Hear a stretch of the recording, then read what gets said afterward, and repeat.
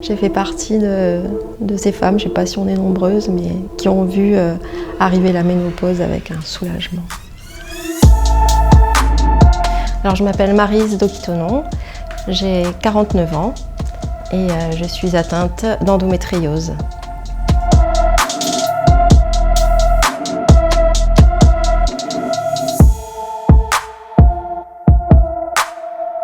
Ces symptômes se manifestent par des douleurs intenses sur les femmes qui sont en âge d'être réglées, et elles consistent en la migration de cellules de l'endomètre dans divers organes de la femme.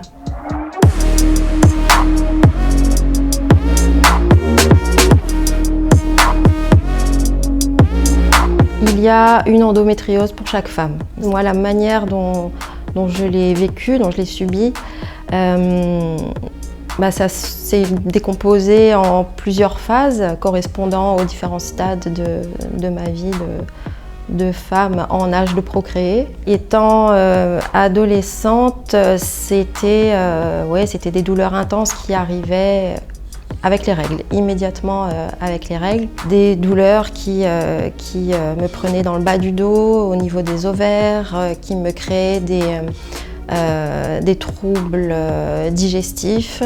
C'était des diarrhées, de la constipation, des diarrhées, de la constipation. Et en plus, à l'époque, j'avais un cycle qui n'était pas du tout régulier. J'avais mes règles tous les 15 jours, j'étais anémiée.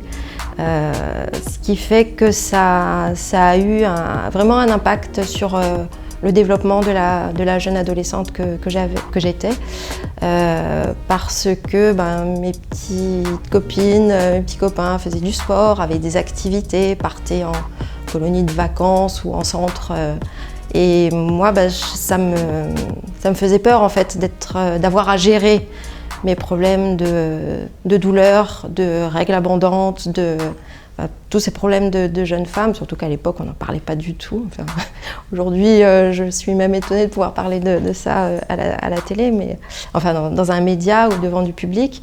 Mais c'est vrai qu'à l'époque, hormis le dialogue que j'avais la chance d'avoir avec ma mère ou avec ma famille et les médecins, c'était un sujet encore très très très tabou. Alors le diagnostic est tombé, ça a été un soulagement de comprendre pourquoi finalement toute cette période de ma vie qui a été finalement assez longue puisque j'ai été réglée à l'âge de 11 ans, pourquoi je m'étais développée, pourquoi j'avais évolué comme ça, parce que ça a quand même un impact sur la personnalité. Donc oui, un soulagement d'avoir enfin un mot sur ce qui m'était arrivé. Par contre, le ciel m'est tombé clairement sur la tête parce que le diagnostic impliquait également une infertilité. Donc ça, c'est quelque chose auquel il a fallu faire face ensuite.